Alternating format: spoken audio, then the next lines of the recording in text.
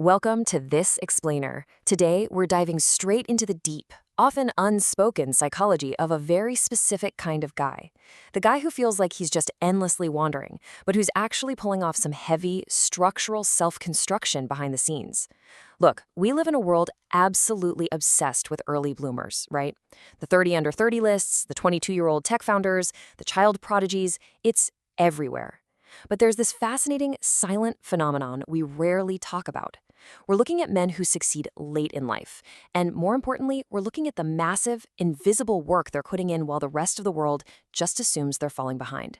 So let's get right to the heart of this visceral problem. There's a specific kind of man out there. Maybe you know him, or hey, maybe you are him. He's somewhere in his late 30s, maybe 40s. He's not broke. His life isn't in shambles, but he carries this unshakable, heavy feeling of delay. You know exactly what I'm talking about. You're casually scrolling through LinkedIn and bam, you see guys you went to school with posting about their Series A funding, their shiny new VP titles, or the custom homes they just built. And when you see that, there's this quiet, distinct tightening in your chest. You just end up staring at your screen thinking, what on earth did they figure out that I didn't? Why does it feel like everyone else was handed a GPS and you're still hacking your way through the woods with a butter knife? It's isolating, it's incredibly heavy. But here's the absolute truth you need to hear right now. That quiet, persistent thought you have, that instinct telling you, I'm not behind, I'm just not finished yet, that is not some delusional coping mechanism you invented to feel better. Actually, it's often a remarkably accurate assessment of your own internal timeline. You aren't failing to build a house, man. You're just building a much, much larger, heavier structure. And naturally, that requires a dramatically deeper foundation. Section 1. The illusion of falling behind. We really need to completely dismantle this totally flawed belief that early success is the only valid form of success. What the world misreads from the outside as passivity, confusion, or just giving up is just fundamentally incorrect. If you flip the lens and look at the inside view, you see the reality of the situation. What's actually happening is this intense, heavy self-construction, and it's all occurring completely out of sight below the surface. For the man actually experiencing it, everything is happening all at once. He's constantly working through massive ethical dilemmas, defining his core values, and rigorously stress testing his own character. It just doesn't have a shape that society recognizes quite yet. And while they're stuck in this lonely middle space, these guys typically go incredibly quiet. They don't complain to their friends about feeling behind. They just keep moving forward. They quietly pay the bills, they show up for their families, they meet their obligations, and they just endure the immense friction of the delay. Day in and day out, they're carrying the heavy bricks of their character. They're placing one more thing into their foundation, even when they can't even see the final architecture of their own life yet, let alone show it to anyone else. It's essentially this massive exercise in blind faith in their own internal architecture. Section 2. The sensitive internal compass. So we need to diagnose exactly why this delay even happens in the first place. And spoiler alert, it is absolutely not a lack of ambition, and it's not some hidden fear of success. The legendary psychologist Carl Jung actually had a name for this. He called it the fracture. He noticed that if you push certain men into an identity way too early, it doesn't actually produce genuine success. It produces a hollow shell. These early achievers, they often pay a totally devastating price when they hit 45 or 50. They wake up one random Tuesday feeling completely alienated from their own lives, all because they built this massive, impressive-looking house on a completely false, unverified foundation. They end up quietly devastated by a life they successfully built, but realize they don't actually want. Now, the late bloomer, he unconsciously avoids this fracture, but he ends up paying a different price much earlier in life. Why? Well, because he has an internal compass that is so remarkably sensitive, it absolutely refuses to let him lock onto the wrong lane. Think about it. Have you ever taken a job that looked phenomenal on paper? Great salary, a respected title, a clear path up the corporate ladder. But the absolute second you sat down at that desk, something deep in your gut just flat out refused to commit. It felt like wearing someone else's clothes, right? That highly sensitive compass is exactly what forces the late bloomer to hesitate, to pivot, to walk away from those quote-unquote perfect jobs rather than waste his time building a hollow, false structure.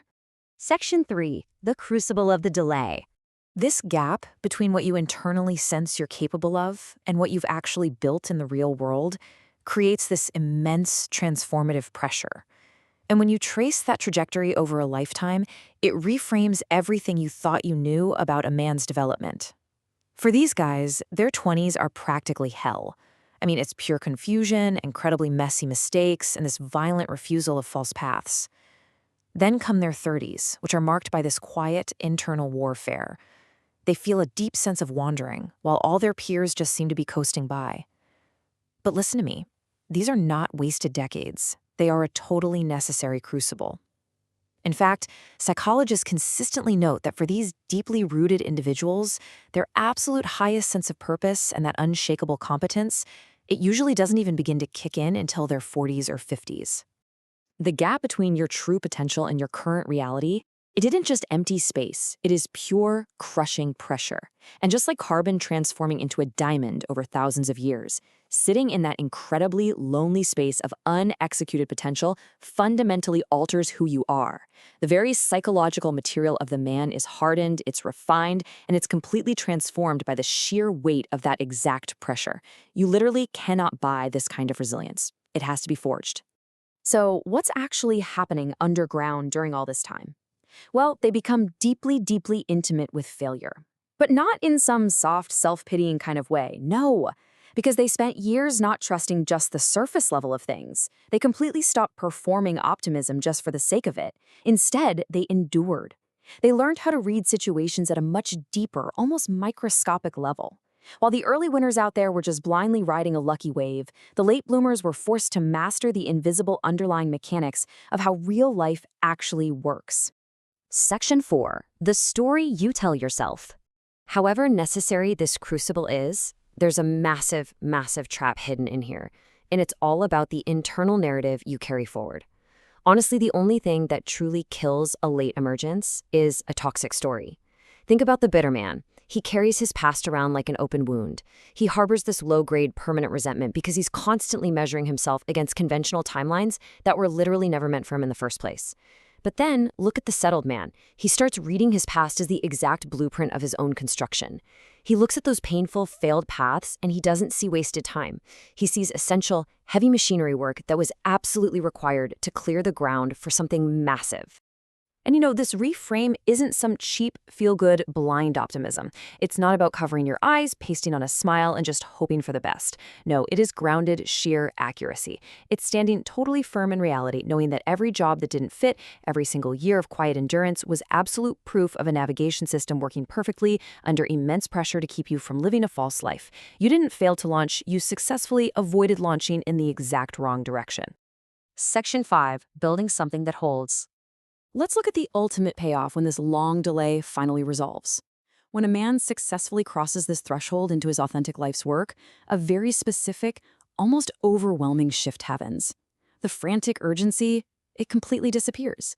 That desperate need to prove yourself at a dinner party or the urge to somehow match a younger colleague's timeline, it just vanishes. Poof, gone. And in its place, this highly functional, incredibly precise deliberateness takes over. Every single move becomes calculated, and absolutely nothing is wasted anymore. Unlike the brittle certainty of those early achievers, which, let's face it, can easily crack and crumble the second real, unexpected weight is applied, this man arrives quietly, built like a fortress. His decisions are incredibly clean now. They're totally unburdened by all that old internal warfare. He doesn't feel the need to loudly perform stability for the crowd anymore, because he spent decades genuinely building that stability in the dark. So when the pressure inevitably comes, when the economy tanks or a personal crisis hits, he never loses the thread of who he is. Why? Because he already knows. He met himself in the crucible. That kind of consistency is profound, and it absolutely cannot be faked. As we wrap up this explainer, I really want to leave you with one final vital thought to chew on. Those years that looked like absolutely nothing to the outside world, they were incredibly expensive for you. You paid for them in isolation, in crippling doubt, and in quiet endurance. But they ensured that you are built on ground that will actually hold when the storm finally comes. So let's stop asking if you're behind. The real question is, are you building something real, or are you just building something hollow? Keep building,